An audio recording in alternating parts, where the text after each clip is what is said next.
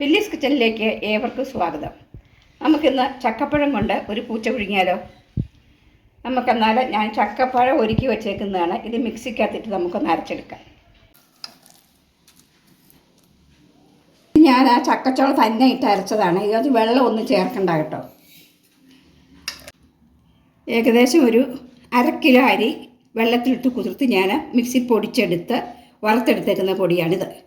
അതിലേക്ക് ഞാൻ ഒരു മുറി തേങ്ങ ചിരണ്ടിയത്, ഈ ചക്കപ്പഴം,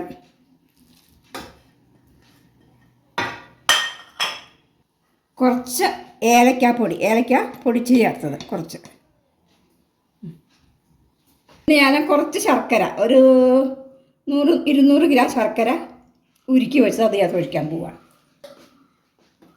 കൂടുതൽ മധുരം വേണ്ടവർക്ക് കൂടുതൽ ചേർക്കാൻ കേട്ടോ. ഇതിപ്പോൾ നമുക്ക് ഇതിന് ആവശ്യത്തിനുള്ളത് കൊണ്ട് പിന്നെ മധുരം അങ്ങനെ ആരും കൂട്ടാത്തത് കൊണ്ട് ഞാനൊരു കുറച്ചാണ് ചേർക്കുന്നത്.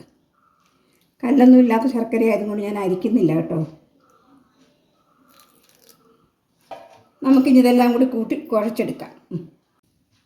അങ്ങനെ നമ്മുടെ ചക്കപ്പഴം പൂച്ചക്കുള്ള അരിപ്പൊടി, ചക്കപ്പഴം, മധുരം, ഏലക്കാപ്പൊടി, തേങ്ങ എല്ലാം കൂടി ചേർത്ത് ഞാൻ അതിനെ ശരിയായിട്ട് കുഴച്ച് വെച്ചിരിക്കുകയാണ്. ഇത് നമുക്ക് ഇടനേല കൊണ്ടുവന്ന് അടുപ്പത്ത് വെച്ച് ഇഡ്ഡലി പാത്രത്തിൽ വെച്ച് നമുക്ക് വേവിച്ചെടുക്കാം.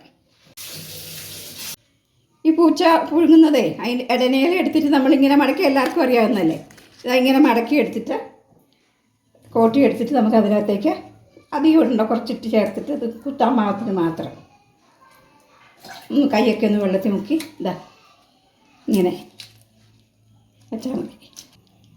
ഇങ്ങനെ നമുക്കെല്ലാം ഇങ്ങനെ ഇലക്കകത്തിട്ട് പൊതിഞ്ഞെടുക്കാം.